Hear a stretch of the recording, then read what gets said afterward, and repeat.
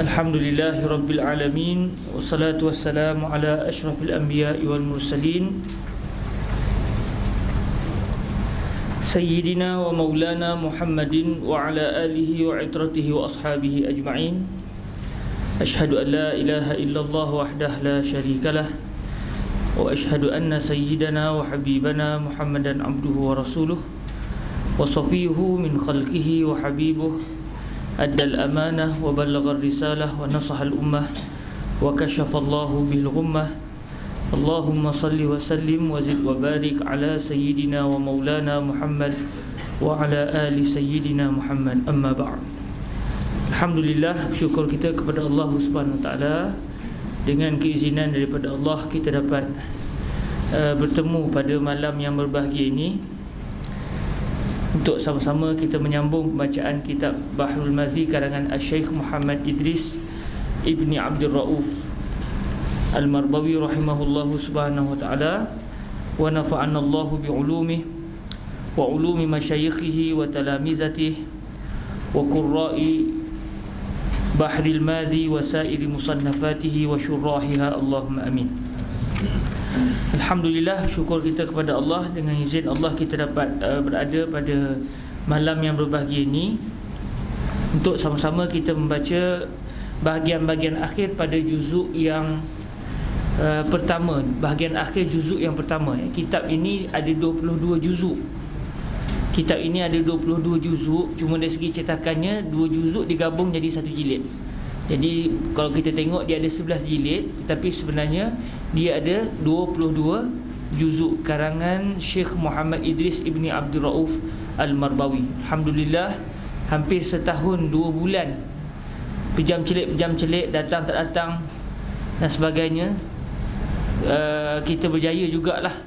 Saya seronok sungguh pertama kali baca kitab ni, walaupun kalau kira-kiranya banyak juga masalah yang kita tak lepas.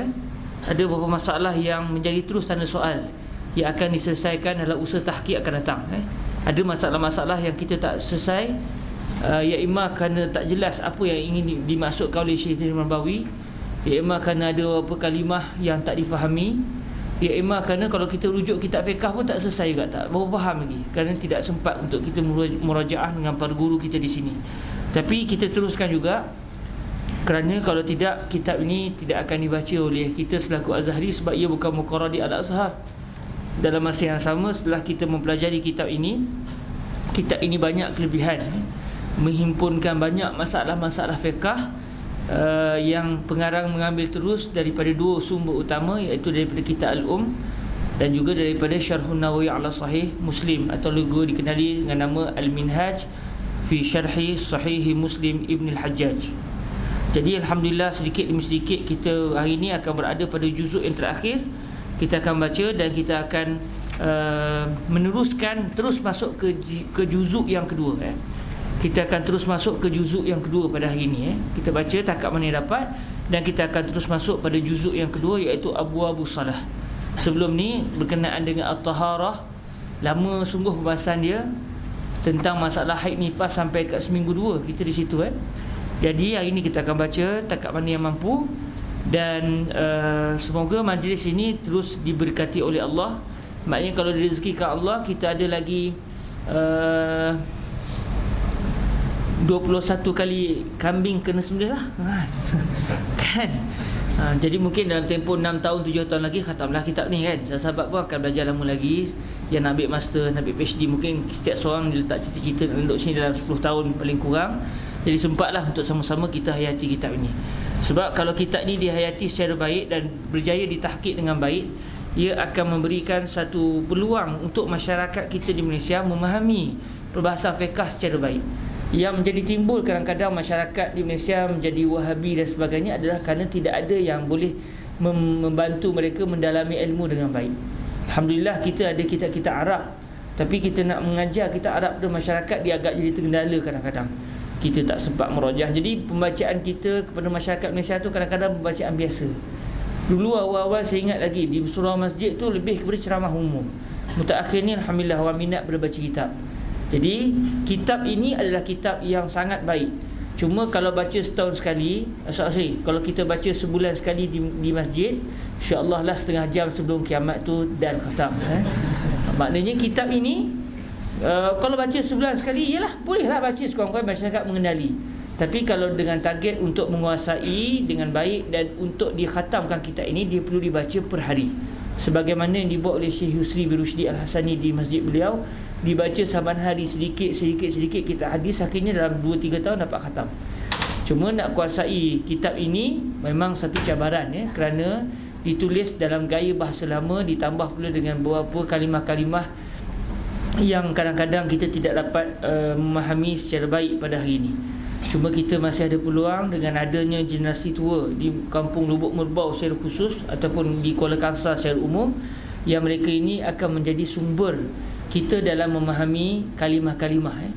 Kalau dulu Al-Imam Asy-Syafi'i pergi ke Al-Badiah 2 tahun ke 3 tahun begitu, saya terlupa saya tepatnya, untuk mempelajari bahasa Arab yang asal tu.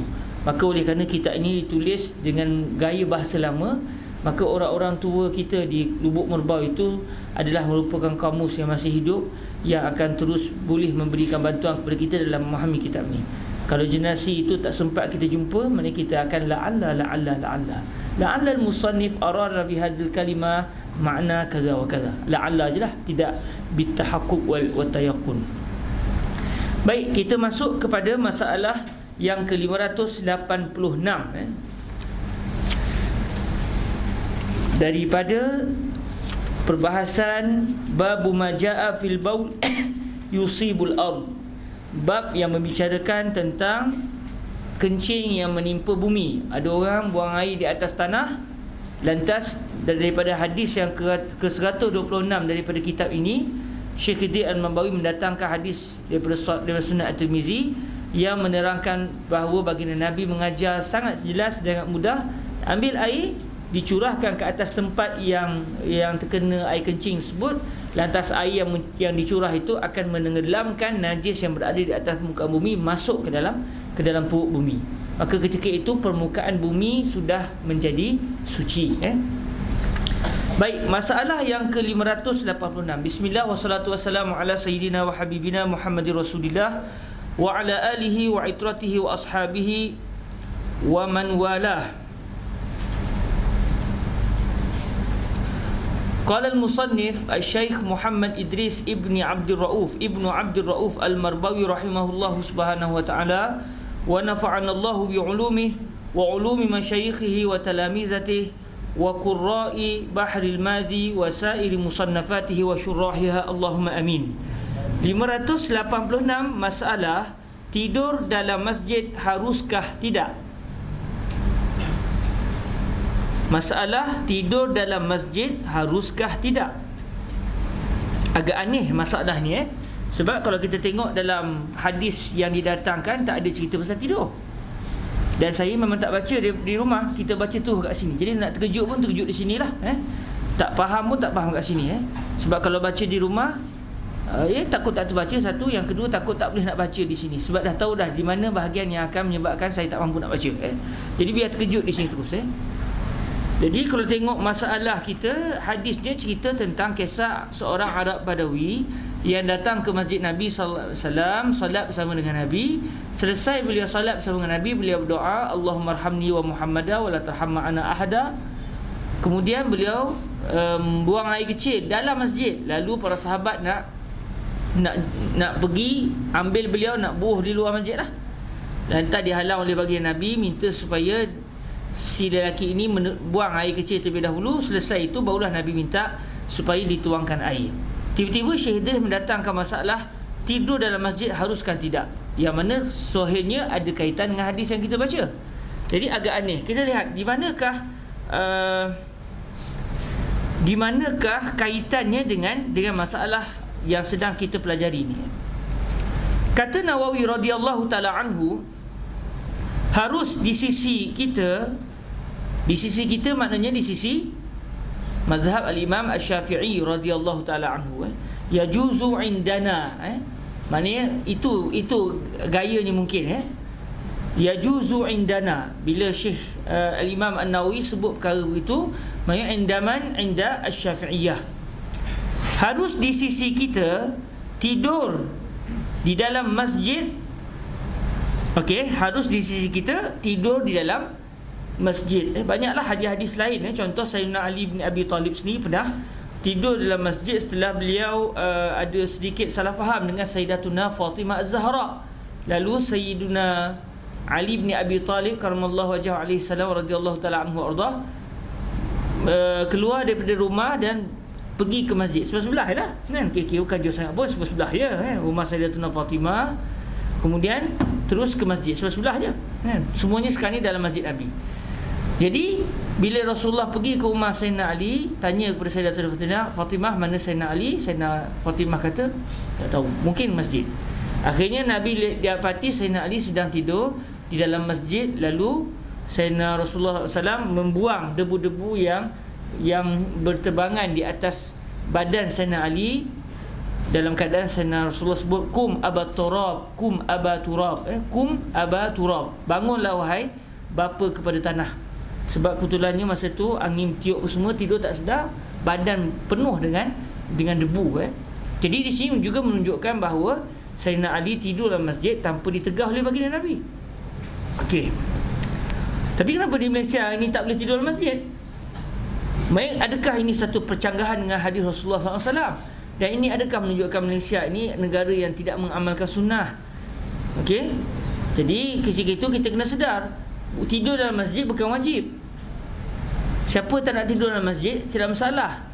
Tapi kalau dia nak tidur dalam masjid, diizinkan oleh syarak. Pun begitu, dia masih berada dalam ruang lingkup harus, al-jawaz. Dia bukan wajib, dia bukan sunat, dia adalah al-jawaz, al-mubah. Jadi apabila begitu, benda yang buat pun tak apa, tak buat pun tak apa, maka kerajaan berhak untuk meletakkan satu keputusan sekiranya benda yang mubah itu membawa masalah.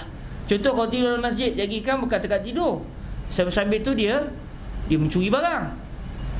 Okey? Ataupun sambil-sambil dia tidur menyebab jadi susah orang nak menguruskan masjid. Maka ketika itu kerajaan boleh mengeluarkan satu arahan mengatakan dilarang tidur dalam masjid, kerana perkara itu mubah. Bila perkara itu mubah, kerajaan berhak untuk meletakkan satu keputusan, kerana keputusan yang dibuat masih lagi berada dalam lingkup diizinkan syarak. Tapi kalau contoh semayang, tiba-tiba kerajaan kata dilarang semayang Zuhur, minta jangan semayang Zuhur supaya tidak menyakiti hati orang bukan Islam, contoh, mana boleh? Arahan kerajaan ketika itu bercanggah dengan syarak. Tapi kita tak boleh kata apa kerajaan atau apa pihak masjid ni mana-mandai, ni mesti tak baca hadis ni. Sedangkan hadis jelas menunjukkan bahawa Nabi membenarkan. Mereka ni melawan Nabi, orang lawan Nabi masuk neraka. Jangan begitu, relax lah kan. Sebab Nabi membenarkan, maksudnya perkara itu kalau dibuat tidak haram. Pun begitu, sekiranya membawa pada masalah, maka hendaklah kerajaan melihat mana yang sesuai bagi suasana ketika itu, lantas boleh dibuat keputusan. Contoh, pada zaman satu ketika dahulu, boleh je kahwin dengan budak kecil kan? Boleh je kahwin dengan budak kecil. Contoh, kita pergi rumah kawan, dia dapat baby baru umur 2-3 hari. Bila kita kata, cantik lah baby ni, boleh tak awak teringin tak saya ni jadi menantu awak? Dia kata boleh je. Awak teringin kan nak kahwin dengan baby saya? Teringin lah. Okey, kalau macam tu, moh lah kita kan. Zawajtuka bibnati bimahrikam khamsa dirham, khamsa dirham, contoh. Maka ketika itu sah perkahwinan itu. Dari segi syarak sah. Baik kalau hari ni kita nak kahwin dengan budak kecil, orang kata apa? Hang gila. Kerajaan tak membenarkan. Adakah kerajaan bercanggah dengan syarak? Tidak. Kerana satu ketika dahulu berkahwin dengan budak kecil itu tidak dianggap satu benda yang aneh, benda biasa. Pun begitu, kena sedar kahwin dengan budak kecil bukan maksud dia sampai melakukan hubungan suami isteri, tapi masih akad nikah. Adapun hubungan suami isteri adalah apabila si kecil itu membesar dan sampai pada tahap umur yang dari segi perubatan membenarkan untuk dia melakukan hubungan suami isteri. Kalau tidak, haram. Boleh kahwin tapi tak boleh buat apalah. Dan satu ketika dahulu memang benda itu diperlukan juga. Sebab kadang-kadang orang pergi musafir, orang pergi perang, jadi anak siapa nak jaga? Saya kahwinkan kamu dengan anak saya, jadi apa-apa pun kamu dah jadi menantu saya, ini isteri kamu jagalah. Jadi dia pun jaga isteri dia yang berumur 2 hari. Okey, benda tu memang satu benda yang tidak bercanggah dengan uruf ketika itu. Tapi pada hari ini tak boleh. Jadi tak bolehlah pula kita nak buat demonstrasi meminta supaya kerajaan tidak melanggari syarak.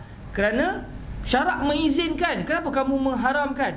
Dia termasuk dalam kaedah seseorang pemerintah berhak untuk mengecilkan skop keharusan yang diizinkan oleh syarak. Tapi kalau syarak kata wajib, kerajaan tak boleh kata haram. Kalau syarak kata haram, kerajaan tak boleh kata sunat. Okey, dia mesti mengikut juga aturan syarak. Cuma dalam perbahasan yang syarak mengatakan harus dibolehkan buat, maka kerajaan mempunyai hak untuk membenarkan atau menghalangkan atau mengecilkan skop perkara tersebut.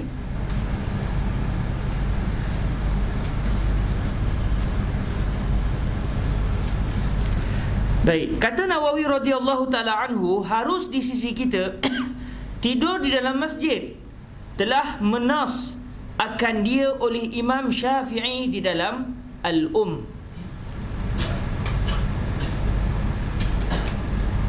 Kata Ibnul Munzir di dalam kitabnya Al-Ashraf, dia yang tepatnya bukan Al-Ashraf, Al-Ishraf.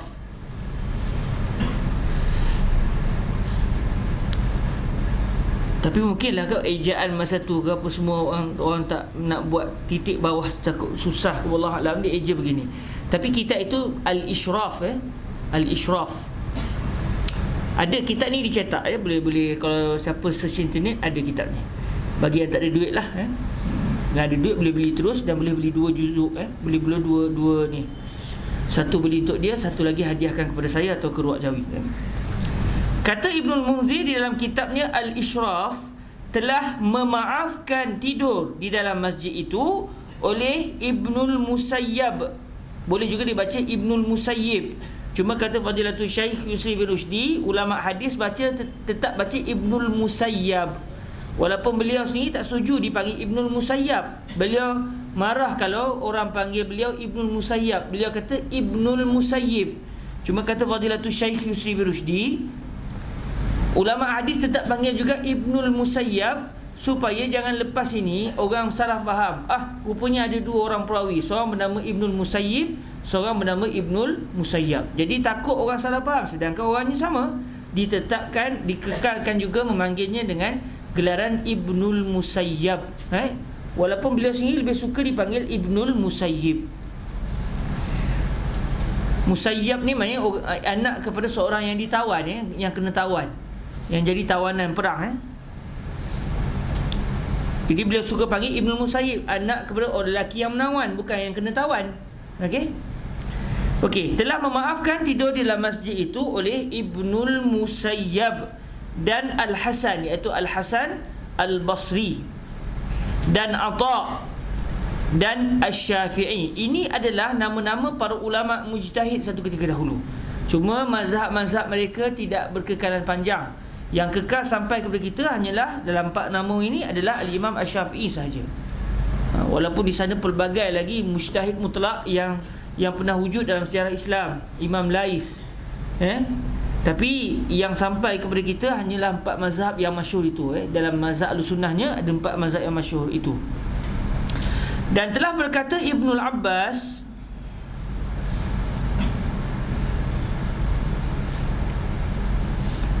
la tattakhizuhu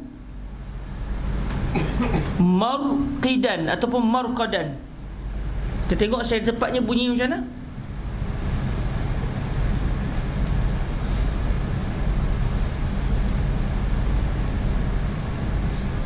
Tengok mudah sama sekarang tak tahu, boleh tengok terus internet.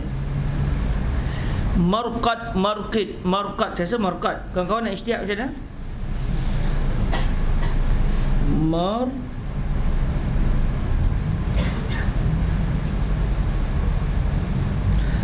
Al-marqadu mawdi'ur raqad, al-marqadu al-qabru. Tu antara maknanya lagi lah. Wa fi tanzilil aziz Yasin al-ayah, qalu ya wailana man ba'athana min marqadina. Jadi al-marqad makan ar-raqad. Ar-raqad maksudnya makan tidur, makan al-ittija'. Selesai, marqad.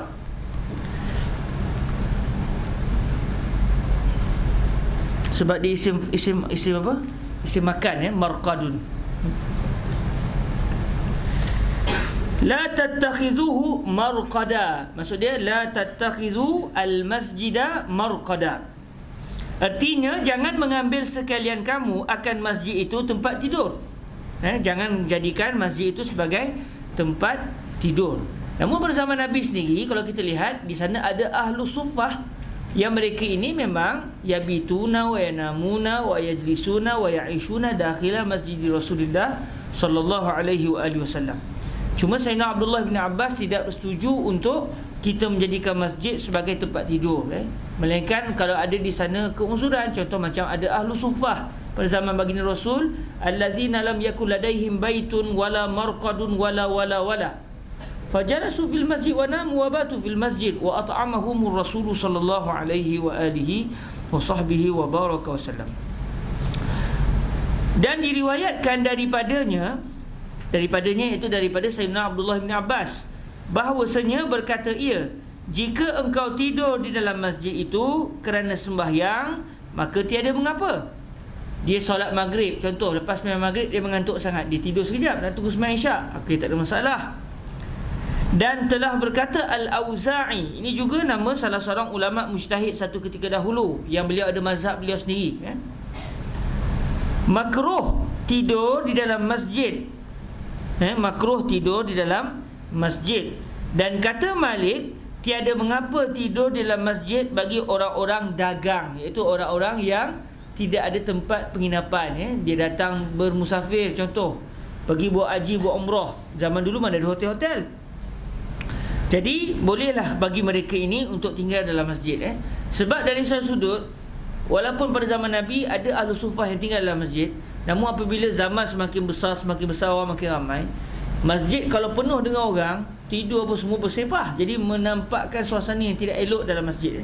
Ambil contoh saja, kalau ada maulid Sayyidina Al-Husain, kita tengok Masjid Azhar tu lain macam, orang ramai, semua orang turun ke Masjid Al-Azhar, tidur dalam masjid dan sebagainya. Kita lihat suasana tu tidak agak tidak menarik. Jadi macam kedai kopi pula sudahnya masjid. Jadi mungkin para ulama ini tidak membenarkan atas dasar demi untuk menjaga kehormatan masjid. Bukan mereka tak tahu yang Sayyidina Ali pernah tidur dalam masjid. Okey. Dan telah berkata Al-Auza'i, makruh tidur dalam masjid. Dan kata Malik, tiada mengapa tidur dalam masjid bagi orang-orang dagang. Dan tiada aku fikirkan tiada salah bagi orang yang bukan mengesat. Ini contoh kalimah yang tak difahami. Dan tiada aku fikirkan tiada salah. Tiada aku fikirkan tiada salah. Maksud tidak aku fikir tiada salah, yang aku fikir bahawa ia salah.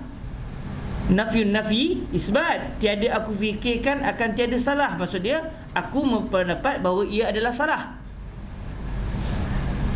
Cuma siapa yang sebut ni, zahir di sini adalah kalamnya Al-Imam Malik, bukan kalam Imam Nawawi yang mendatangkan kenyataan ini. Wallahu alam.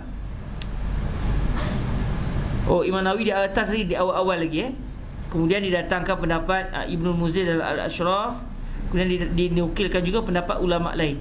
Zahir dan tiada aku fikirkan, iaitu tiada aku, iaitu saya Al-Imam Malik, tidak memikirkan tiada salah bagi orang yang bukan mengesat.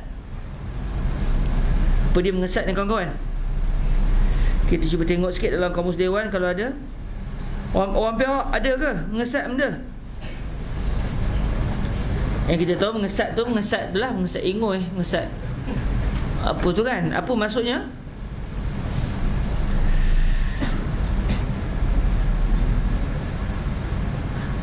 Ke macam cakap orang Kedah bangsat, bukan bangsat.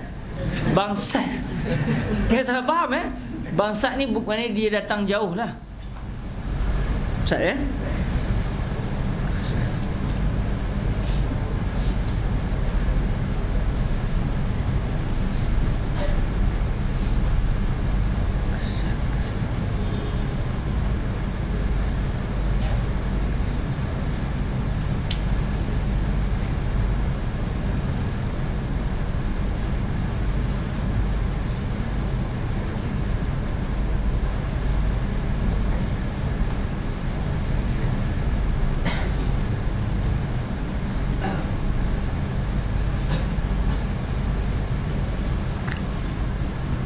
Kalau begitu kita kena murajaah balik nas Arabnya. Apa maksud mengesat ni?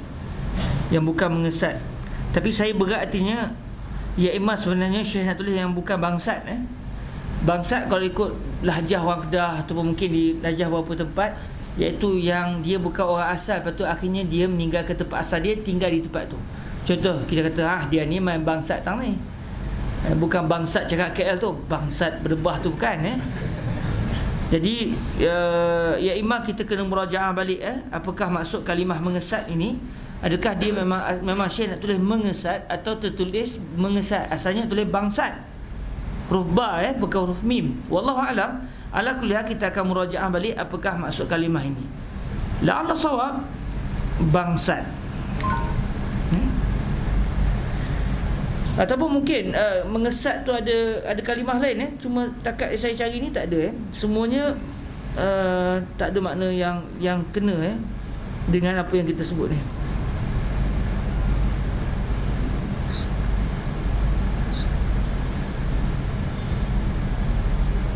Mengesat, kasat,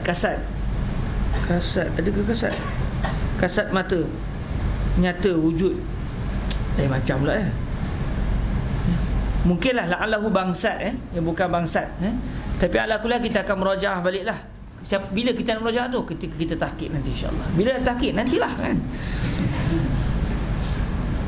Okey, dan kata Ahmad bin Hanbal, jika adalah orang yang tidur di dalam masjid itu orang yang merantau atau seumpamanya, maka tiada mengapa. Sebab zaman dulu tak ada hotel. Jadi masjid itu memang tempat pemusafiran orang orang tinggal di situ Dan kita pun contoh kalau ada program-program jauh katakan ada istimak ke apa benda ke, istimak tarbawi ke apa kan, contoh kan.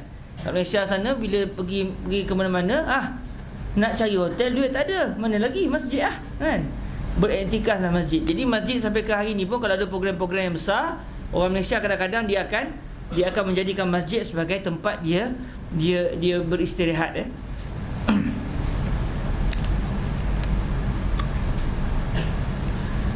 Kata Ahmad bin Hanbal radhiyallahu taala anhu, jika adalah orang yang tidur dalam masjid itu orang yang merantau atau seumpamanya, maka tiada mengapa.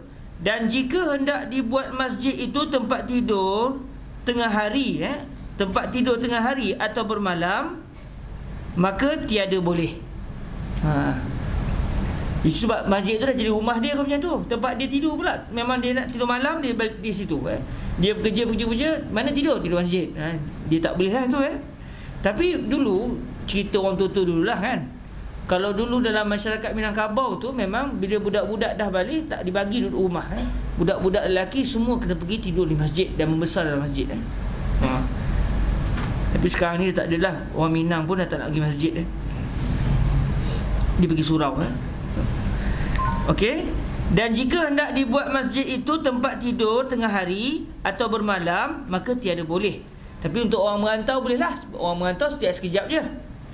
Dan inilah perkataan Ishaq, iaitu Ishaq ibn Rahuyah ataupun Rahawai, boleh baca dua Ini barang yang menghikayat akan dia oleh Ibnul Munzir. Maknanya mau tak mau kita kena murajaah balik kitab Al-Ishraf karangan Al-Imam Ibn Munzir, yang mana kitab ini beliau karang untuk menceritakan perbahasan-perbahasan khilaf fuqaha dan telah mengambil dalil oleh orang yang mengharuskan tidur dalam masjid itu dengan tidur Sayyidina Ali bin Abi Thalib. Alhamdulillah kita cerita dulu tadi Ini seronoknya baca bila tak baca dulu ni kisah Sayyidina Ali yang saya cerita tadi yang mana Rasulullah akhirnya sebut kepada beliau, kum aba turabin, kum aba turabin. Dan datang Nabi kepadanya, sabdanya kum ya aba turab. Cuma ada kalimah ya di sini Dalam riwayat Sahih Bukhari yang saya jumpa, kum aba turabin. Maksudnya ada riwayat lain Dan dengan tidur Ibnu Umar dan ahlu suffah dan perempuan sahibatul Wusyah. Apa dia perempuan sahibatul wusyah ni Wallahualam saya tak tahu apa cerita sahibatul wusyah ni Mungkin dia ada satu kisah lain ni. Kita boleh cek baliklah apakah dia kisah sahibatul wusyah ni. Jadi siapa yang boleh tahu, nanti pada pertemuan akan datang dia boleh maklumkan beliau, saya dah jumpa kisah Sahibatul Usyah ni begini. Sebab kita tak ada kitab yang ada sekarang ni, yang agak terhad, jadi tak sempat nak murajaah. Okey, kisah Ahlus Suffah kita semua sedia maklum. Ahlus Suffah tinggal dalam masjid. Dan perempuan Sahibatul Usyah ni saya tak tahu. Dan Al-Uraniyin, iaitu kisah beberapa orang yang datang ke Al-Madinah untuk memeluk agama Islam. Akhirnya dia tak boleh tinggal dalam Madinah, sebab suasana cuaca Madinah cuaca bandar. Dia pula orang duduk di kawasan padang pasir. Akhirnya dia sakit. Nabi suruh dia pergi ke kawasan padang pasir, di kawasan unta-unta sedekah, unta-unta zakat digembala di situ, milik Rasulullah dan juga milik orang Islam, Baitul Muslimin maknanya, Baitul Malil Muslimin. Mereka tinggal di situ. Akhirnya mereka bunuh yang menjaga unta Nabi dan mereka murtad. Akhirnya berjaya ditangkap dan mereka telah dijatuhkan hukuman Al-Hirabah. Dahsyat kisahnya. Mereka cungkil mata pengembala unta Rasulullah sallallahu alaihi wasallam. Akhirnya mereka dikisas bagaimana yang mereka lakukan ke atas pengembala unta Nabi sallallahu alaihi wasallam. Jadi asalnya mereka ni tinggal dalam masjid. Sebab mereka datang jauh, mana ada rumah. Jadi masjidlah tempat mereka tinggal. Sementara selepas itu mereka tak mampu nak tinggal di Madinah, di kawasan kota, kerana mereka tak biasa tinggal di kawasan kota. Jadi akhirnya mereka pergi ke kawasan padang pasir, tempat di mana unta Rasulullah digembala di situ. Lalu mereka buat hal bunuh pengembala Nabi SAW dan murtad beragama Islam. Dan Sumamah ibnu Uthal, Sayyidina Sumamah ni, beliau diikat di tiang masjid. Kisah beliau masyhur saya kira, yang mana beliau berperang dengan Nabi SAW asalnya. Masa tu tak masuk Islam lagi. Akhirnya kalah dalam perang, berjaya ditangkap sebagai seorang tokoh dalam kaumnya. Berjaya ditangkap, lalu diikat dalam masjid, diikat di tiang masjid. Jadi masjid menjadi sebagai tempat penjara satu ketika dahulu, tempat mengikat. Jadi kata Fadilatul Syekh Yusri bin Rusdi, hari ni alhamdulillah dah ada penjara, tak perlu lagi kalau kita dapat orang ikat di masjid. Zaman dulu kehidupan mereka agak santai, belum luas seperti kita. Jadi Rasulullah SAW meminta para sahabat ikat Sayyidina Sumamah bin Uthal ni dalam masjid. Selama 3 hari lebih kurangnya beliau berada dalam masjid, diikat. Cuma bila nak buang air dibawa keluar lah, dibagi makan, dan akhirnya dilepaskan oleh Rasulullah SAW. Beliau pun pergi keluar daripada masjid, mandi di luar masjid, kemudian masuk semula dan menyatakan keislaman beliau, kerana beliau tertarik melihat akhlak baginda Nabi dan juga para sahabat. Dalam masa beliau telah berada dalam masjid selama 3 hari tu, macam-macam beliau lihat. Jadi beliau tertarik dengan Islam. Sebab tu dalam mazhab Imam Asy-Syafi'i, orang bukan Islam boleh masuk dalam masjid, kerana bila dia masuk dalam masjid secara tak langsung itu adalah sebagai dakwah kepada mereka. Dan Safwan ibnu Umayyah, kisah Sayyidina Safwan ibnu Umayyah masuk masjid saya tak tahu. Dan lain daripada mereka itu. Dan bermula hadis mereka itu masyhur di dalam As-Sahih, wallahu alam. Jadi di sini ada 2 kisah lah yang kita tak apa jelas, iaitu kisah Sayyidina Safwan ibnu Umayyah dan juga kisah perempuan Sahibatul Usyah ataupun Wisyah mungkin cara sebutnya. Ada siapa tahu kisah Sayyidina Safwan berkaitan beliau tidur dalam masjid? Nampak banyak kita tak tahu. Saya yang sampai dah berjanggut putih ni pun tak tahu kisah ni, walaupun kita ikut jugalah sikit-sikit kelas hadis apa semua kan. Nak ceritanya wa fawqa kulli zi ilmin alim. Sebab tu kitab ni kalau dapat dipelajari dengan baik, dia akan memberikan satu sarwah ilmiah yang luas kepada masyarakat kita di Indonesia, sebab dia ditulis dalam bahasa Melayu. Okey. Masalah yang seterusnya. Baik, apa kaitan masalah ni? Masalah 586 dengan hadis ini. Tak ada sebarang kaitan tak? Sebab kisahnya orang bukan Islam, seorang Islam masuk dalam masjid dan buang air. Kenapa tiba-tiba bincang isu tidur dalam masjid? Tak ada kaitan secara zahir. Cuma yang saya sedang terfikir sekarang ini, Syekh Idris datangkan masalah ini adalah untuk meluaskan segala hukum hakam yang berkaitan dengan masjid. Okey, kita dah bincang hukum nak membersihkan najis yang ada dalam masjid. Okey, alang-alang tu jom kita cerita hukum kaitan dengan masjid yang sempat kita tulis. dibawa sekali hukum bincang tidur dalam masjid boleh ke tidak. Sebab hadis yang sedang kita pelajari tidak berkaitan langsung dengan hukum tidur di dalam masjid. Baik. Didatangkan lagi masalah yang keseterusnya. Maksudnya sekarang ni beliau mendatangkan beberapa masalah berkaitan hukum hakam fiqh yang ada kaitan dengan masjid, walaupun tidak mempunyai kaitan khusus dengan hadis yang sedang kita pelajari ini. 587, masalah kafir bolehkah dimasukkan ke dalam masjid?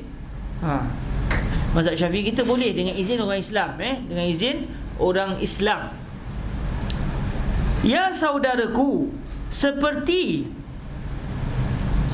Cina, Hindu dan orang Nasrani dan lainnya, apabila hendak masuk masjid, haruskah diizinkan oleh muslimin? Kata Nawawi radhiyallahu taala anhu, harus dibiarkan kafir masuk di dalam masjid dengan izin muslimin. Ini adalah apa yang disebut oleh mazhab kita, mazhab al-Imam Asy-Syafi'i. Jadi dengan dasar itu tak bolehlah kalau kita keras sangat. Kadang-kadang orang Malaysia kita ni, isu orang bukan Islam masuk masjid tu macam satu isu yang betul-betul memecahkanlah kesensitivitian orang Islam terhadap masjid. Macam perang sangat lah. Tak hormat masjid lah, benda lah. Padahal tak apa je kan. Macam mana pula mereka yang berhadap besar orang bukan Islam kan mana ada mandi wajib? Kalau mandi wajib pun tak sah. Okey? Melainkan satu keadaan je, iaitu sekiranya orang Islam berkahwin dengan wanita Ahlul Kitab, dia habis haid, maka orang Islam yang suami itu minta dia mandi junub supaya dia boleh bersama dengan isteri dia yang Ahlul Kitab. Yang tu dibincangkan oleh fuqaha, mandinya sah kerana disuruh oleh suami. Tapi orang bukan Islam yang lain masuk masjid, garanti dia berhadas berapa puluh kali lah. Kita yang berhadas besar tak boleh masuk masjid, takkan dia boleh? Maka dalam perbahasan ini mazhab Syafi'i mengatakan dikecualikan mereka, mereka dibolehkan masuk masjid walaupun berhadas besar, kerana mereka tidak mengiktibar masjid itu tempat suci. Dikuatkan lagi dengan beberapa orang bukan Islam yang pernah masuk masjid pada zaman Nabi sallallahu alaihi wasallam, antaranya Sayyiduna Sumamah bin Uthal sebelum beliau memeluk agama Islam. Kata Nawawi radhiyallahu taala anhu, harus dibiarkan kafir masuk di dalam masjid dengan izin muslimin, dan boleh ditegah akan dia daripada masuknya dengan ketiadaan izin. Wallahu a'lam. Sebab takut dia masuk, kalau dia main masuk tanpa izin, jadi kan dia buat dalam hala dalam masjid lagi. Kita mesti tengok kan, ada orang bukan Islam siap buat video klip lagi dalam masjid itu kes apa, beberapa orang Cina tu dia buat klip masjid terapung di Terengganu ke apa, yang itu kecoh.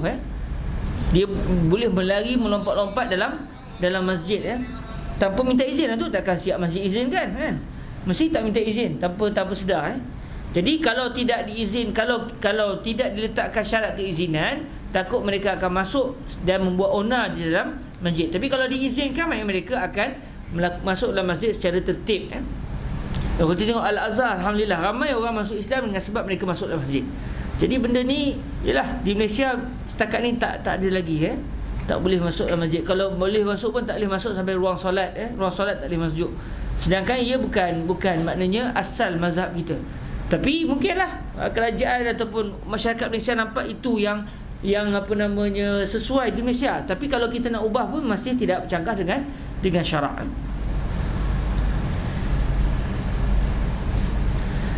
588, masalah budak-budak dan orang gila dan binatang bolehkah masuk masjid? Maksud dia, adakah mereka ini diizinkan masuk masjid? Sebab kalau budak-budak masuk masjid, dia tak berdosa. Orang gila masuk masjid, dia tak berdosa sebab dia ghair mukallaf. Kucing masuk masjid, adakah dia berdosa? Semestinya tidak berdosa. Maknanya perbahasan kita ni bincang dari segi al-ahkam al-wad'iyah, ahkam wad'i. Maksud dia bukan al-ahkam at-taklifiyah. Maksud dia dari segi bahasa usul fiqh tu, dia ada ahkam taklifiyah, maksudnya kita jadi mukallaf, solat dan sebagainya. Manakala ahkam wad'iyah, kita ni menjadi sebab untuk melaksanakan satu urusan. Contoh, budak kecil, katakan sebagai contoh, katakan kita bela kambing kita tak boleh makan rumput orang lain.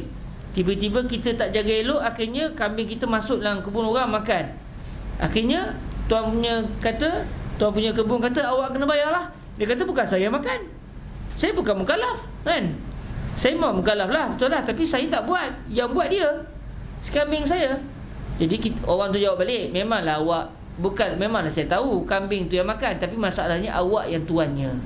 Jadi awak yang dipertanggungjawabkan. Kerana kambing itu makan barang saya, maka ia termasuk dalam perbahasan al-ahkam al-wad'iyah.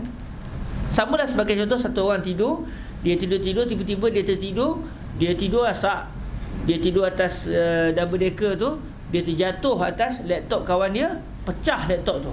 Bila kawan dengan dia, aku bukan mukallaf, aku tidur, tak belajar aku hukum. Kawan dia kata aku belajar yang aku minta ni kan. Sebab dalam perbahasan hukum ada dua, hukum taklifiyah dan hukum wad'iyah kan. Jadi eloklah kawan itu pandai juga usul fiqh sikit, jadi boleh balas balik lah. Jadi budak-budak, orang gila, binatang, semua ini bukan mukallaf, tapi maknanya pemiliknya yang akan bertanggungjawab. Boleh ke pemiliknya membenarkan orang gila, budak-budak dan binatang masuk dalam masjid? Kata Nawawi radhiyallahu taala anhu, telah berkata satu jamaah daripada ashab kita. Maksud siapa ashab kita di sini? Asy-Syafi'iyah. Makruh memasukkan binatang-binatang dan orang-orang gila dan kanak-kanak yang tiada mumayyiz ke dalam masjid jika ketiadaan hajat yang dimaksud, kerana bahawasanya tiada aman daripada. Siapa yang nusrah dia jelas sikit? Menajis jelas sungguh ke ijtihad? Jelas sungguh?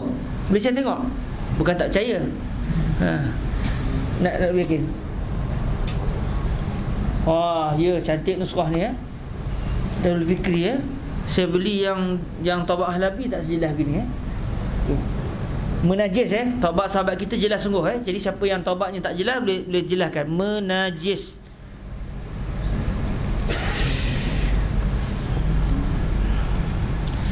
Kerana bahawasanya tiada aman daripada menajis mereka itu akan masjid. Jadi berdasarkan pendapat ini, makruh seseorang membenarkan binatangnya masuk masjid. Kucing dia nak entam je kan. Macam rock Jawi ni pun payah juga kucing masuk-masuk ni kan. Takut dia melakukan adegan-adegan yang tak sepatutnya Semalam dah buat dah dah ada yang basuh Begitu juga dengan orang gila. Dia orang gila. Kalau masjid Nabi tak apalah. Zaman masjid Nabi dulu, dia nak buang air, kita boleh siram dengan air. Tapi dah sekarang ni tengah ada kapet, satu kerja. Begitu juga dengan kanak-kanak. Cuma kanak-kanak zaman hari ni ada sikit pengecualian Sebab dulu kanak-kanak dulu mana ada pampers. Mana ada pampers. Jadi mereka dikuatiri kalau masuk dalam masjid dalam keadaan dia belum mumayyiz, dia belum budak umur 8 tahun, bukan umur 9 tahun, 10 tahun dah besar-besar tu. Dia masih kecil lagi, umur 2-3 tahun dia boleh buang air dalam masjid jadi mengotorkan masjid Dalam keadaan kita semua sedar haram kita mengotorkan masjid. Cuma oleh kerana tak pasti, mungkin dia masuk masjid tak buang, tak buat apa-apa, mungkin dia dia qada hajat dalam masjid, maka kerana itu jatuh hukum makruh, tidak jatuh haram sebab tak pasti juga. Cuma hari ini alhamdulillah budak-budak dah pakai pampers. Jadi di situ berubah hukumnya, berubah hukum. Sebab tu zaman Nabi dulu bila para sahabat bila sembahyang ataupun Nabi sendiri ketika solat pernah dokong kanak-kanak, tak ada masalah. Tapi hari ni kita kata dulu zaman Nabi Rasulullah pernah sembahyang dokong cucu, kita pun sembahyang dokong cucu kalau kita ada cucu lah ataupun dokong anak. Maka ketika itu tak boleh zaman kita sebab kanak-kanak zaman hari ni pakai pampers. Walaupun kita baru tukar pampers dia, mana kita tahu lepas kita tukar tu syarih terus dalam tu. Kita mana nak tahu, kita pun dokong lah keadaan dia masih lagi dia membau najis. Jadi membawa najis membatalkan solat. Zaman Nabi kalau dia buang air sah-sah akan mengalir najis ke badan. Jadi apabila didokong kanak-kanak dalam keadaan kering, ketika itu maknanya dia memang tak bernajis. So sah sembahyang zaman dulu, tidak sah pada zaman kita hari ini. Kerana budak-budak hari ini pakai pampers dan pampers itu membawa pelbagai khasiat-khasiat yang ada Jadi bila kita baca kitab-kitab turas, perlu juga kita memahami realiti mereka dan kita lihat realiti kita sama tak. Sebab itu pentingnya dari segi fatwa memahami waqi'. Sebab kitab turas ditulis berdasarkan zaman mereka. Dan adakah zaman itu sama dengan zaman kita? Bila berbeza, dia sudah menjadi hukum yang berlainan. Maka kerana itulah penting seseorang mufti untuk meneliti hukum-hukum ahkam fiqh dan melihat adakah realiti hari ini sama seperti realiti satu ketika dahulu.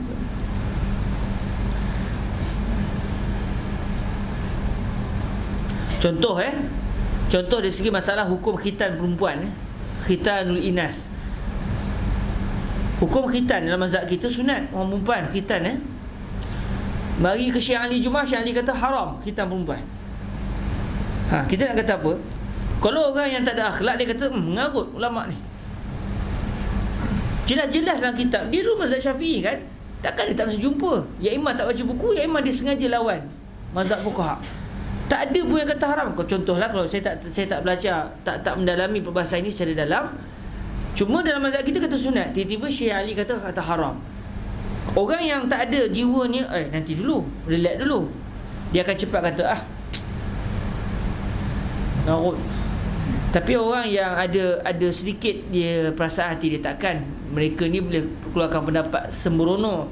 Maka mereka akan cuba melihat, mengkaji. Rupa-rupanya pada zaman hari ini kita tidak ada kepakaran untuk khitan inas. Bahkan yang berlaku di Mesir, khitan wanita itu menyebabkan doror kepada kanak-kanak. Jadi ketika itu oleh kerana benda itu membawa pada darar, wad darar yuzal. Jadi kata atas itu haram khitan perempuan pada zaman ini. Tapi di Malaysia, Allah alam lah, di Malaysia mungkin khitan di Malaysia tu tak macam khitan di sini. Saya dengar khitan di sini agak merosakkan, agak memberikan mudarat kepada wanita, kepada kanak-kanak itu. Okey. Jadi hukum itu tataghayyar bi taghayyuril azminah wal amkinah. Hukum dia berubah dari zaman dan masa kerana melihat dari segi adakah ilahnya masih ada ataupun tidak. Maka ia akan memberi kesan kepada perbahasan hukum ahkam fiqh. Contoh, zaman dulu bila orang meninggal dunia satu tempat, wajib dikebumikan di situ, haram dibawa balik ke tempat dia. Zaman hari ni makruh. Apa pasal? Zaman dulu haram. Bila kawan tu katakan pergi musafir, contoh dia pergi belajar di Mesir, tiba-tiba meninggal di Mesir. Macam mana? Nak ke bumi Mesir ke Malaysia? Tak ada dah. Memang kena ke bumi Mesir. Kalau tidak haram. Tapi zaman hari ni ulama kita kata makruh. Makruh kalau bawa musafir ke tempat lain. Sebab apa? Bila dilihat rupa-rupanya ilah kepada haram mengkebumikan mayat ke tempat lain, kerana bila nak bawa ke tempat lain membawa kepada mayat itu busuk. Jadi kehormatan mayat terganggu. Kita tidak meraihkan kehormatan mayat. Maka atas dasar itu wajib dikebumikan di mana dia meninggal. Ataupun nak bumi jauh sikit boleh lah, tapi dalam masa yang sama mayat itu tak berubah. Tapi kalau contoh daripada Mesir nak bawa ke Malaysia, zaman dulu naik apa? Sampai ke Malaysia orang dah tak larang nak buka hidung lah. Tapi zaman ini tiba-tiba ulama kata makruh. Sebab apa makruh? Sebab sekarang ni dah ada peti ais untuk mayat. Jadi walaupun dibawa jauh sekalipun, dia masih lagi tidak memberikan kesan kepada kehormatan mayat. Cuma dia akan berkait dengan satu masalah, iaitu melambatkan perkebumian. Maka terasa itu dia katakan hukumnya adalah makruh. Saya bertanya perbahasan ini kepada Fadilatul Syekh Said bin Shaltut. Jadi kata beliau, zaman dulu haram, zaman kita dah jatuh hukum makruh. Saya juga pernah bertanya pada ayah saya, kalau saya meninggal di Mesir, nak kubumi di mana? Tanya siap-siap, senang kan? Ayah saya tanya, berapa hantar ke Malaysia? Saya kata mahal bah, dekat 20,000 tu. Elok bumi sana lah. Dah elok mengaji sana, eloklah bumi tempat buat orang baik. Ayah saya kata begitu. Jadi cuma saya tak faham kenapa ayah saya tanya berapa tu. Adakah itu ilahnya? Wallahualam. Tapi janganlah doakan saya. Doa yang baik-baik saja. Dan tiada pula haram memasukkan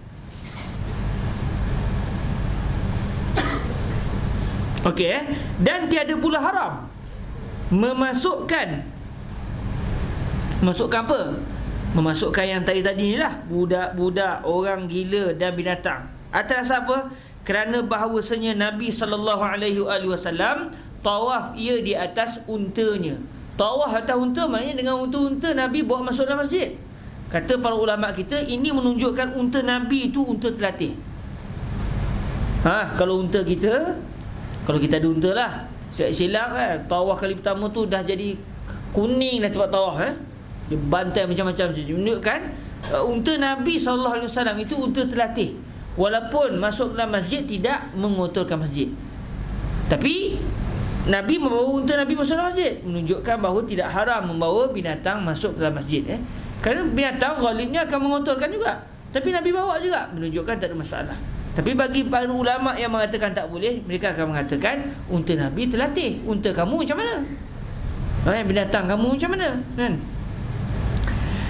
Maka tiada pula perbuatan Nabi menafikan makruh memasukkan segala yang tersebut itu, kerana bahawasanya sallallahu alaihi wasallam memperbuat ia akan yang demikian itu kerana menerangkan harusnya, atau kerana menurut dengannya, sallallahu alaihi wasallam. Wallahu a'lam. Okey. Adapun perbuatan Nabi tidak menafikan makruh. Kalau orang kata, Nabi boleh bawa binatang dalam masjid, kenapa saya tak boleh bawa binatang dalam masjid? Kenapa Nabi tak makruh, saya makruh? Kita kata kerana tugas Nabi adalah menerangkan hukum.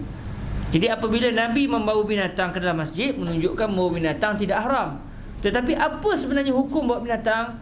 Para ulama kaji, sebenarnya makruh kerana boleh mengotorkan masjid. Kemungkinan mengotorkan masjid tu ada, maka makruh. Kenapa Nabi buat? Untuk menyatakan hukumnya tidak haram. Seperti Nabi SAW pernah melarang seseorang untuk buang air secara berdiri. Orang lelaki tak boleh kencing berdiri. Tiba-tiba dalam satu hadis, Nabi SAW pernah buang air secara berdiri. Menunjukkan Nabi nak menjelaskan, saya larang tadi itu, larangnya bukan larang haram, tapi larangnya hanya makruh. Buktinya saya buat. Saya tak akan buat benda haram, saya larang kamu. Mungkin kamu akan kata, ya, maknanya larangan itu haram. Okey, sekarang saya buat, menunjukkan larangan itu tidak haram, tapi hanya makruh. Makruh pada kamu, tidak makruh pada saya, sebab saya ditugaskan menerangkan hukum. Sebab tu kalau kita baca dalam kitab-kitab usul fiqh, disebut Nabi tidak sama sekali melakukan perbuatan makruh dan juga perbuatan haram. Nabi tak melakukan perbuatan haram, jelas. Tapi bila disebut juga Nabi tidak melakukan perbuatan makruh, kita agak sangsi. Sebab Nabi pernah minum diri, mazhab Syafi'i kata minum diri makruh. Nabi pernah buang air secara berdiri, tiba-tiba mazhab Syafi'i kata buang air secara berdiri makruh. Baik, Nabi buat benda makruh, tiba-tiba ulama usul kata Nabi tidak melakukan perbuatan makruh. Makanya kata para ulama kita, makruh pada kita, tidak makruh pada Nabi. Sebab tugas Nabi menerangkan. Antara cara untuk menerangkan larangan itu tidak haram adalah dengan si yang melarang melakukan perbuatan tersebut. Kerana bahawasanya sallallahu alaihi wasallam memperbuat ia akan demikian itu kerana menerangkan harusnya, atau kerana menurut dengannya sallallahu alaihi wasallam. Yang ni saya tak jelas sikit, atau kerana menurut dengannya. Adakah maksudnya kerana Nabi masuk itu, Nabi masuk dengan binatang, so Nabi masuk sekali dengan binatang? Unta tu menurutnya Nabi, wallahu a'lam. Cuma Fadilatul Syekh Yusri bin Rushdi pernah menerangkan kenapa Nabi bertawaf dalam keadaan Nabi menaiki unta. Kerana mana ada lagi sejarah dalam Islam Nabi menjelaskan hukum hakam ibadah haji. Sebab Nabi tak dibenarkan masuk ke Mekah dan Nabi akhirnya berhijrah ke Madinah. Kefarduan haji lambat. Jadi orang Arab memang pernah buat haji, tapi haji orang Arab dulu macam-macam. Dah lari terus daripada syariat Nabi Allah Ibrahim AS. Dalam keadaan bertempik, bertepuk tangan, tak berpakaian. Jadi Nabi SAW melakukan haji di atas unta supaya orang dapat lihat. Kalau Nabi berjalan sama dengan orang lain, orang tak nampak perbuatan Nabi sebab semua sama tinggi. Jadi bila Nabi berada di tempat tinggi, iaitu naik di atas unta, semua orang dapat dongakkan kepala melihat Nabi dan tahu apa yang Nabi lakukan. Saya tak langsung Nabi mengajar para sahabat secara mudah. Bayangkan kalau Nabi nak buat huraian, syarahan, berapa orang nak kena hadir? Tapi sekali je Nabi buat, semua orang tahu, terus melihat dengan perbuatan baginda Rasul sallallahu alaihi wasallam. Okey. Adapun atau kerana menurut dengan itu saya tak jelas. Alhamdulillah kita murajaah baliklah perbahasan ini. 589, masalah najis tidakkah haram masukkannya Saya punya nuskah ni macam tak jelas sikit. Masalah najis tidakkah haram masukkan dia ke dalam masjid? Okey, kerana apa? Sebab cerita kita, asal hadis ini cerita tentang kisah seorang Arab Badui yang buang air dalam masjid. Jadi bukankah perbuatan buang air dalam masjid itu haram? Sekarang ini perbahasannya. Kata Imam Nawawi radhiyallahu taala anhu, diharamkan memasukkan najis ke dalam masjid. Sebab tu tak boleh buat tandas dalam masjid. Tandas kena luar masjid. Habis tu dalam setengah masjid yang tandas ni dalam masjid, maknanya tandas itu tidak diiktibar sebagai masjid. Jangan buat tahiyatul masjid pula dalam tandas masjid. Kata ni semua masjid ni kan. Bila masuk dalam kawasan tu, tandas yang tu ni tempat besar-besar kaki ni masjid dah. Itu semua telah dikeluarkan daripada hukum masjid. Tapi katakan satu orang wakaf, ni tanah pak segini saya wakaf ke masjid. Jadi main konten tu, okey, tangkap pak segini, yang di bahagian ujung tu kita nak buat tandas. Haram. Tandas kena buat luar daripada kawasan yang diwakafkan, kerana dia akan menyebabkan kawasan masjid dibawa masuk ke dalamnya najis. Haram memasukkan najis ke dalam masjid. Diharamkan memasukkan najis ke dalam masjid. Dan adapun mereka yang ada di atas badannya najis, maka jika takutkan menajiskan ia akan masjid, nescaya tiada harus baginya masuk. Okey, kalau kita badan kita berlumur dengan najis, kalau kita masuk dalam masjid, ni saya silap mau najis berceceh masuk dalam masjid ni, haram kita masuk dalam masjid ketika itu. Atas dasar ilahnya boleh mengotorkan masjid. Tapi kalau kita tu bawa najis, tapi maaf ceritalah, kata saya ni kena CB banyak hari. CB tu tak CB? Cirit birit nak sebut tu kan malu kan, CB ila ishal rabbuna yusahil amrana wa amrakum. Saya ni terkena benda tu kan. Jadi maaf ceritalah kan. Tu yang nampak seluar ni besar sikit, bukan benda apa, pakai pampers. Dia pakai pampers, lepas tu dia masuk masjid. InsyaAllah pampers ni ketat kan, dah diperhatikan dari segi teknikalnya dan segi saintifiknya, InsyaAllah tak akan menceceh. Jadi ketika itu dia insyaAllah tak mengotorkan masjid. Boleh ke dia bawa najis dalam masjid dalam keadaan najis tu hanya pada dirinya dan tidak akan mengotorkan masjid? Dia kata Imam An-Nawawi radhiyallahu taala anhu, dan adapun mereka yang ada di atas badannya najis, maka jika takutkan menajiskan ia akan masjid, nescaya tiada harus baginya masuk. Tiada harus ini maknanya haram. Tiada harus ni terjemah daripada kalimah la yajuz. Kalimah la yajuz dalam kitab fiqh biasanya akan bermaksud yahrum. La yajuz maksud dia yahrum. Tapi kadang-kadang la yajuz juga bermaksud yukrahu. Tapi nadir sangat, jarang sangat kalimah la yajuz digunakan untuk memberi makna makruh. Biasanya dalam kitab-kitab fiqh la yajuz maksud dia yahrum, tidak harus. Sebab kalimah al-jawaz bermaksud jawaz ni dia ada dua pengertian dalam bahasa usul. Cuma kalimah la yajuz secara biasanya ditujukan kepada makna haram. Maka jika tiada ditakutkan jadi najis masjid dengan sebabnya, harus ia masuk. Harus ia masuk. Habis tandas macam mana? Tandas memang sah-sah dia akan menajiskan kawasan itu. Okey? Maka dengan sebab itulah tidak boleh tandas dalam masjid. Rasa payah sangat, terus buat di luar masjid. Lagi senang. Tapi kalau nak buat juga tandas dalam masjid dia hendaklah dibuat di luar kawasan wakaf masjid. Baik, masalah yang seterusnya 590, masalah bi rabbikum. Betul, bi rabbikum, berbekam. Saya terfikir kalimah ni sebab dulu kawan dia, bagaimana? Bi rabbikum. Bi rabbikum. Bi rabbikum, dengan Tuhan kamu. Apa kes? Bi rabbikum, sumpah ke benda? Dah berbekam gitu. Masalah berbekam dan kencing di dalam masjid, haruskah tidak? Haruskah tidak? Boleh ke? Kan? Kata Nawawi radhiyallahu taala anhu, apabila berbekam seseorang di dalam masjid, maka telik padanya. Itu perhatikan. Hukumnya bukan seketul. Hukumnya kita kena tengok apa suasana yang berlaku. Maka telik padanya, iaitu jika ia berbekam dengan tiada ada bekas darah, maka jika ia berbekam dengan tiada ada bekas darah, maka haram. Maksud dia berbekam Tak ada tempat, tak ada mangkuk ke benda untuk darah tu diletak situ. Just bekam. Lepas tu bila bekam-bekam, darah nak bawa mana? Garanti dia kan, tak ada cara lain, letakkan masjid lah kan.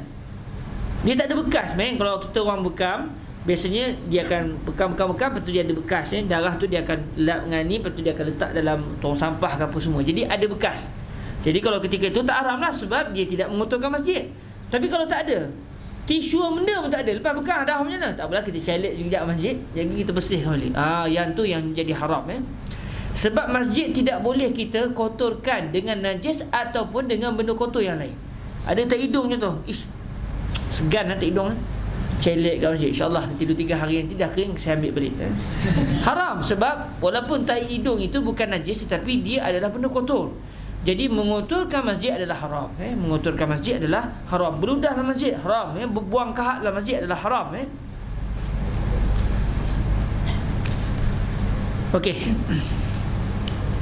Jika ia berbekam dengan tiada ada bekas darah, maka haram. Dan jika dititikkan darah ke dalam bekas, maka iaitu makruh. Dan jika dititikkan darah ke dalam bekas, maka iaitu makruh. Sebab apa? Sebab kemungkinan untuk mengotorkan masjid ada juga, terjatuh ke, angin tiup ke. Jadi dia akan masuk kepada masalah seperti budak kecil yang masuk ke dalam masjid dalam keadaan tak pakai pampers. Tak haram sebab dia tak bernajis lagi, tapi takut dia terkencing nanti. Jadi oleh kerana itu, membawa budak tu masuk ke dalam masjid adalah makruh. Sama seperti masalah bekam ni tadi Kalau ada bekas tak apa. Kalau tak ada bekas haram. Ada bekas, dititikkan darah dia ke dalam bekas, ambil darah, buang dalam tong sampah yang telah disediakan, maka tetap hukumnya makruh, walaupun tidak berdosa tapi makruh. Kerana kemungkinan untuk berlaku pengotoran masjid itu masih ada. Mudah cerita, dia pergi bekal dalam masjid buat apa kan? Itu isu dia. Yang pergi bekal dalam masjid buat apa?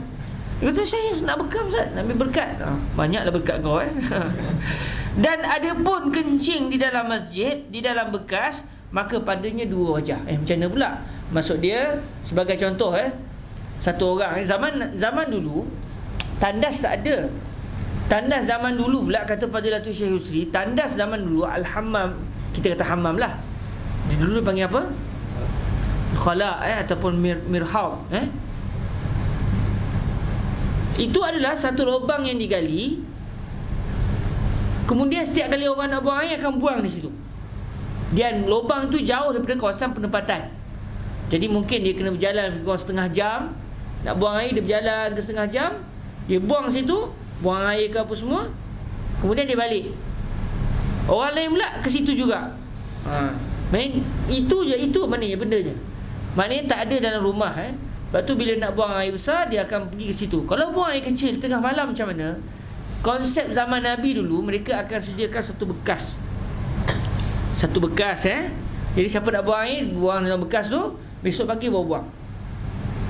Jadi itu yang dimasukkan dengan bekas ni. Dia masuk dalam masjid, dia bawa standby dah botol mineral. Jadi apa-apa senang untuk orang lelaki lah khususnya kan. Jadi apa-apa senang. Tiba-tiba nak terbuang air, tengok orang tak ada, tawakal Allah dia pakai jubah kan. Jadi dia tahu kan, saya nak bagi taswir masalah tu.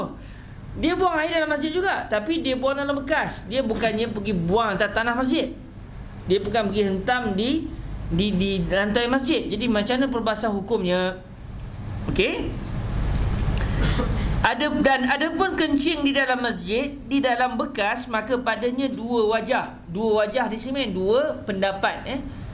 Bila diguna istilah wajhun dalam mazhab Imam Asy-Syafi'i, khususnya pada zaman Al-Imam An-Nawawi dan ke bawah, biasanya al-wajhu yang dimasukkan adalah pendapat ashab. Kalau pendapat itu pendapat Al-Imam Asy-Syafi'i, tak digunakan kalimah al-wajh, digunakan kalimah al-qaul. Ini istilah dalam mazhab kita, mazhab Al-Imam Asy-Syafi'i. Cuma istilah ini direka oleh Al-Imam An-Nawawi dan diikuti oleh ulama selepasnya. Jadi kalau kita baca kitab Al-Bayan contohnya, kitab Al-Bayan sebelum Imam An-Nawawi. Jadi bila kitab Al-Bayan sebelum Imam Nawawi, istilah dalam kitab Al-Bayan tu tidak mengikut istilah yang direka oleh Al-Imam An-Nawawi selepasnya. Jadi bila guna kalimah al-wajhu dan yang berkata itu Al-Imam An-Nawawi, maka besar kemungkinan maksud beliau adalah pendapat ashab, pendapat ulama Asy-Syafi'iyah, bukannya pandangan Imam Asy-Syafi'i sendiri. Maksudnya Imam Syafi'i dalam masalah ini tak ada pendapat. Orang tak pernah timbulkan soalan ini kepada beliau, lantas beliau pun tidak menulis perbahasan hukum terhadap masalah ini. Dan adapun kencing di dalam masjid, di dalam bekas, maka padanya dua wajah, dua pendapat ashab. Bermula yang asah daripada keduanya ialah haram. Okey? Haram mungkinlah kalau bekam ni darahnya taklah menceceh-ceceh keluar kalau sebelum ni bekam makruh walaupun ada dibuang darah. Kencing pun buang dalam bekas. Kenapa yang jatuh haram? Mungkin sebabnya adalah kerana bila kencing ni banyak bila banyak tu kemungkinan untuk kotor masjid tu lebih luas. Wallahu a'lam, saya tak tahu mengapa dibezakan hukum di sini. Cuma disebut bermula yang asah daripada keduanya ialah haram. Sebab kalau kita berbekam, dia bukan bila bekam tu darah keluar itu, darah masih dalam dia akan mesti macam berpejar sedikit. Jadi boleh dibuang dan dia nak kotor masjid tu agak kurang. Tapi kalau buang air, jangan kalau dia minum air banyak, satu botol mineral tu boleh kan. Jadi boleh menyebabkan kotor masjid tu sangat luas. Apatah lagi darah bekam dia bersifat pepejal. Jadi nak mengotorkan masjid dengan luas tu agak sukar. Tapi kalau air kencing, cecair. Jadi nak mengotorkan tu lebih luas. Mungkin dengan sebab itulah dibezakan di antara hukum air kencing dan juga darah bekam. Itu pendapat yang asah, pendapat yang kuat. Dan qaul yang keduanya, qaul yang dimasukkan sini adalah wajah yang keduanya. Walaupun disebut qaul, tapi masuk qaul di sini berdasarkan istilah mazhab Syafi'inya bukan qaul yang sepatutnya. Sebab kalimah al-qaul merujuk kepada al-Imam Asy-Syafi'i. Jadi qaul di sini maknanya wajhun. Itlaqul qaul wa iradatul wajhi. Dan qaul yang keduanya makruh, wallahu alam. Pendapat yang kedua makruh, disamakan seperti dengan masalah bekam tadi. Baik, masalah yang terakhir. Sebelum kita masuk ke dalam tajuk yang seterusnya pada juzuk yang keduanya, kita akan baca juga juzuk yang kedua yang ini. Sebab menjadi adat orang-orang dulu, masyayikh dulu, bila baca kitab dia tak khatam situ, dia akan baca yang seterusnya. Kalau kitab tu dah khatam, dia akan baca pula awal kitab yang telah dibaca sebelum ni, untuk menunjukkan bahawa kita ni tak ada istilah berhenti, nak terus. Tak ada dah berhenti, puas hati dah, boring dengan kitab ni, tak ada istilah begitu. InsyaAllah kita akan baca juga juzuk yang kedua nanti. Ni soalan untuk saya ke untuk siapa? Bukan ni. Cantik tulisannya. Ni untuk Syekh Jamal Farouk. Saya nak buat tanda. Okey, kita baca masalah yang terakhir bagi juzuk yang pertama sebelum kita masuk ke juzuk yang kedua. 591, masalah bertelanjang dan menghancurkan kaki. Telanjang. Okey. Terima kasih kerana memberikan penjelasan. Terkejut apa kau dah telanjang tunjuk kaki.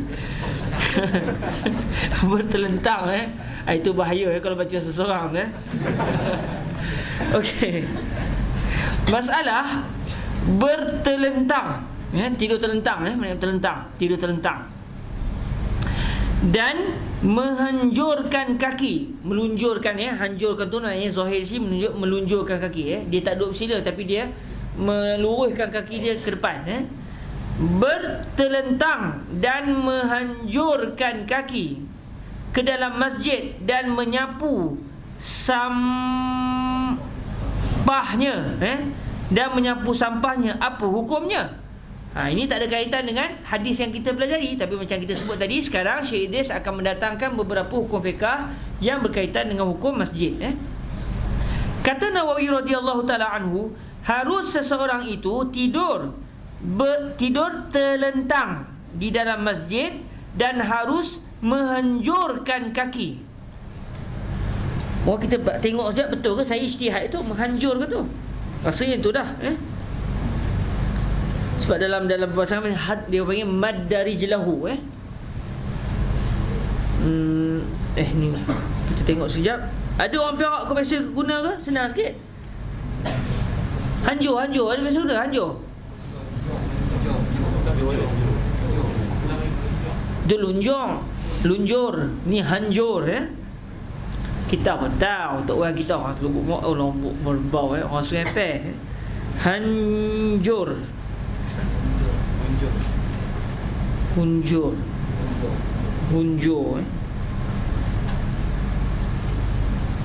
Tak ada bahasa Melayu kamus tak ada. Orang Perak sebut hunjur. Mari kita ni lah. Saya baca tadi tak betul tu. Menghunjurkan. Jadi siapa yang bukan orang Kuala Kangsar ataupun baru jadi orang Kuala macam saya, boleh bariskan dhammahkan huruf ha tu dan nun tu ditaskinkan, menghunjurkan. Hunjurkan tu dalam kamus tak ada, tapi kita fahamlah. Lunjur unjur macam orang Kedah tahu apa? Unjur lah. Betul. Lunjur bukan hunjur Okey. Masalah, baca sekali lagi lah. Masalah bertelentang dan menghunjurkan kaki ke dalam masjid dan menyapu sampahnya, apa hukumnya? Kata Nawawi radhiyallahu taala anhu, harus seseorang itu tidur telentang di dalam masjid. Tidur telentang, tidur gitu dalam masjid. Dan harus menghunjurkan, bariskan depan dhammah pada huruf ha. Harus menghunjurkan kaki dan memancar. Apa mancar? Pancar.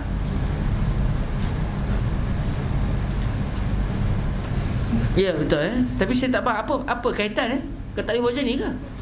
Ke maksudnya tashbih? Tapi kita akan merajah balik Bila kita merajah tu, insya-Allah yaum minal ayyam. Dan memancarkan. Buka je lah kamu Pancar ke? Orang Perak atau pancar ni ke ijtihad ni? So tengok kamu pancar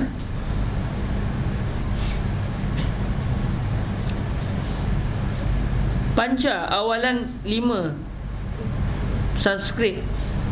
Pancar indera.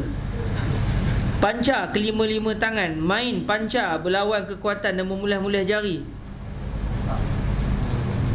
Memulih-mulih jari. Mematah-matahkan ni. Okey. Ini maksudnya pancar Okey. Dia panggil taksir ke apa istilah dalam masalah taksir al-asabi' ataupun macam ni istilahnya. Okey, berlawan dengan memulih jari. Melawan kekuatan. Memulih menyelang-nyelikan jari. Boleh juga antara makna juga adalah tasbih. Menyelang-nyelikan jari, tasbih. Dalam perbahasan fiqh memang makruh. Wudu pula makruh. Ini pun makruh. Niat dalam masjid tak bunyi dah, habis dah tadi.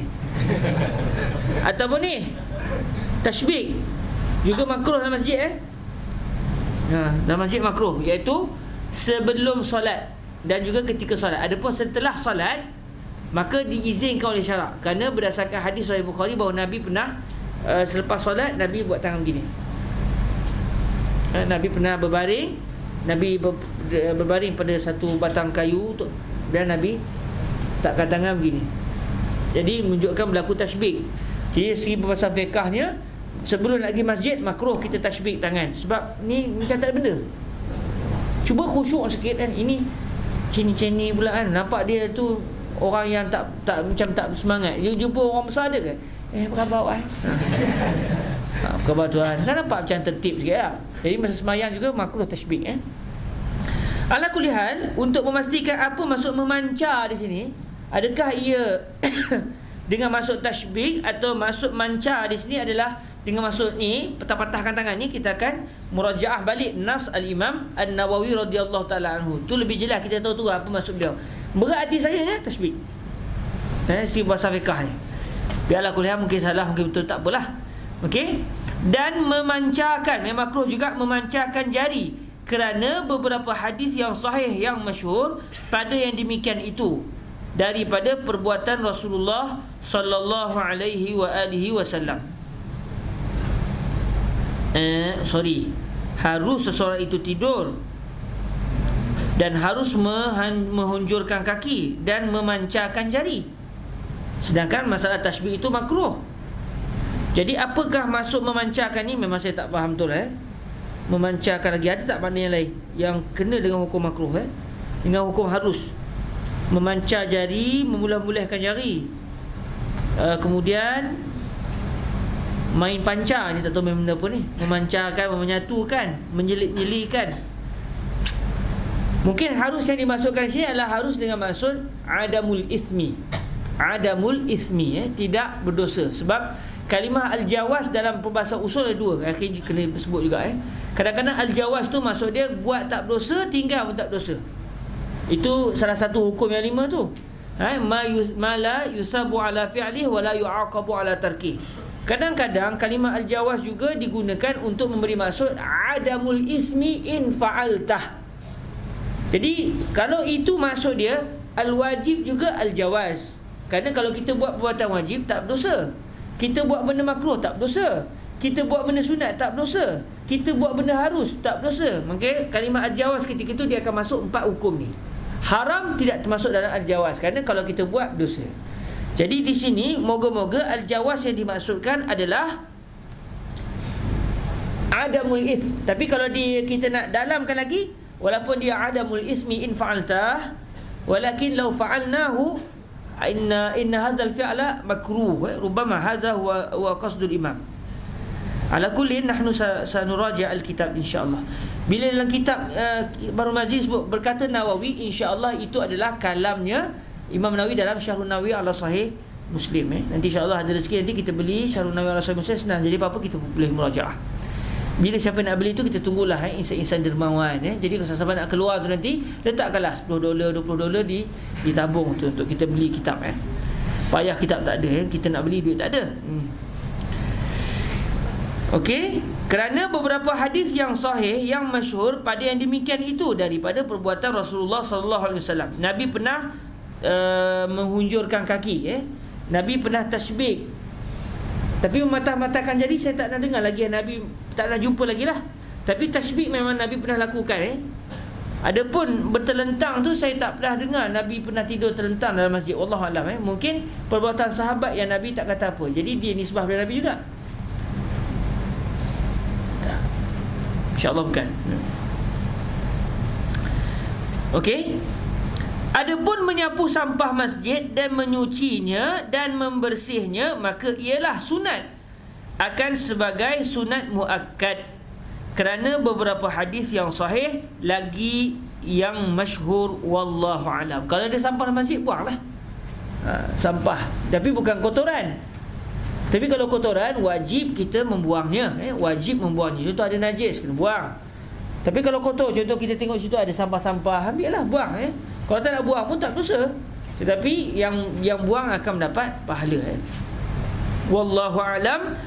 Bihamdillahi wa husni taufiqihi. Telah tamat juzuk pertama dan mengiringinya juzuk kedua, awalnya abwabus salah. Bismillahirrahmanirrahim. Naddarallahu mra'an.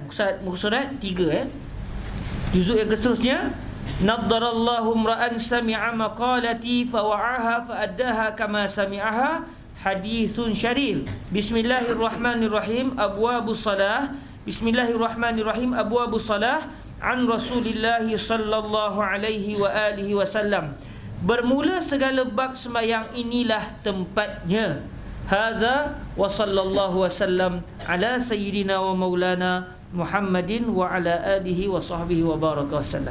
Kita dah masuk dah, alhamdulillah. Kita akan baca perbahasan ini panjang lebarnya pada hari-hari yang seterusnya, insya-Allah subhanahu wa taala. Alhamdulillah, syukur pada Allah. Dengan keizinan daripada Allah, kita berjaya juga mengkhatamkan juzuk pertama.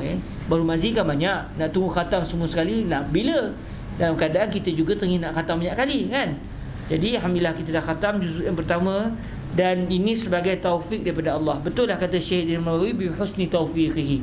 Kalau tidak taufik Allah Taala, nescaya tidak mampu untuk kita meneruskan pembacaan kitab yang tak biasa kita baca ini. Tapi alhamdulillah sedikit demi sedikit, walau banyak masalah yang kita tak lepas, tapi kurang-kurangnya kita telah berusaha untuk membaca kitab ini. Dan saya ucap terima kasih pada para hadirin yang hadir meraikan majlis khatam juzuk pertama bagi kitab ini.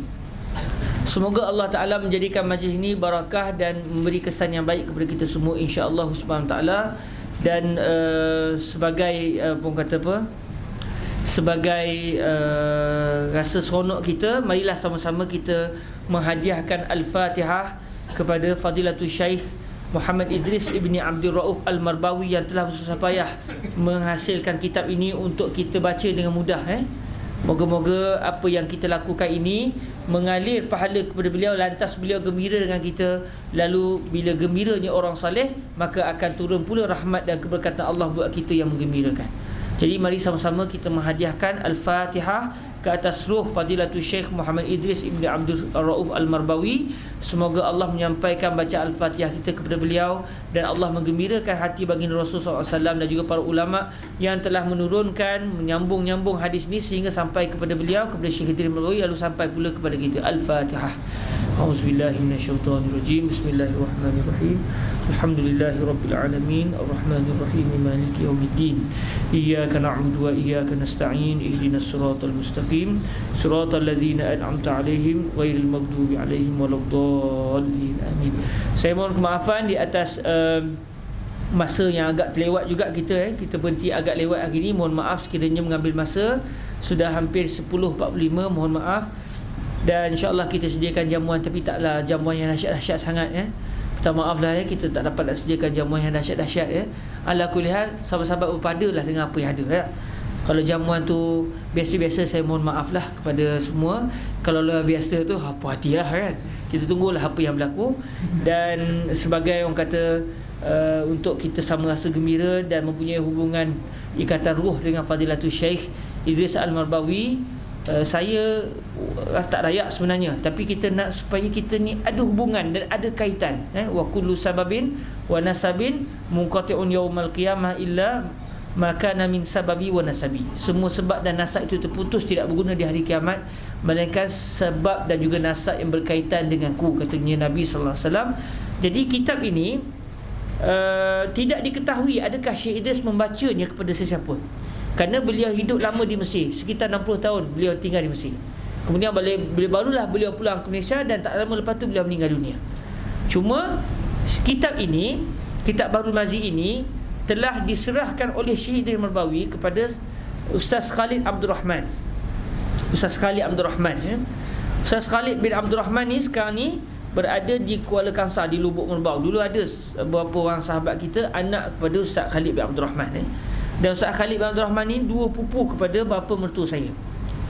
Arwah bapa mertua saya dengan Ustaz Khalid Abdul Rahman ni dua pupu. Jadi Syekh Idris Marbawi, saya tanya pada Ustaz Khalid, kami panggil Ayah Lop kata Ayah Lop, Syekh Idris menyerahkan kitab beliau kepada Ayah Lop, dan katanya Syekh Idris, awak ajarkanlah kitab ni. Jadi di situ berlaku al-ijazah bil munawalah. Lalu saya bila dengar begitu, saya pun kata pada Ayah Lop, boleh ke Ayah Lop izinkan saya, ijazahkan saya kitab ini untuk saya pula yang membacanya kepada masyarakat, mengajarnya kepada masyarakat. Jadi kata Ayah Lop, saya ijazahkan kamu untuk mengajar dan membaca kitab ini. Maka atas itu para hadirin rahmati Allah, supaya kita ni bersambung.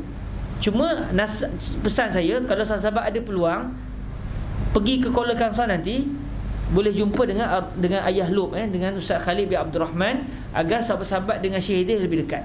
Jadi saya menerima kitab ini secara ijazahnya. Saya tak baca dengan Ayah Lop, cuma secara ijazahnya begitu saya menerima daripada Ustaz Khalid bin Abdul Rahman. Manakala Ustaz Khalid bin Abdul Rahman pula telah diijazahkan oleh Syekh Idris Marbawi secara munawalah. Kitab beliau diserahkan kepada Ayah Lop, kepada Ustaz Khalid Abdul Rahman.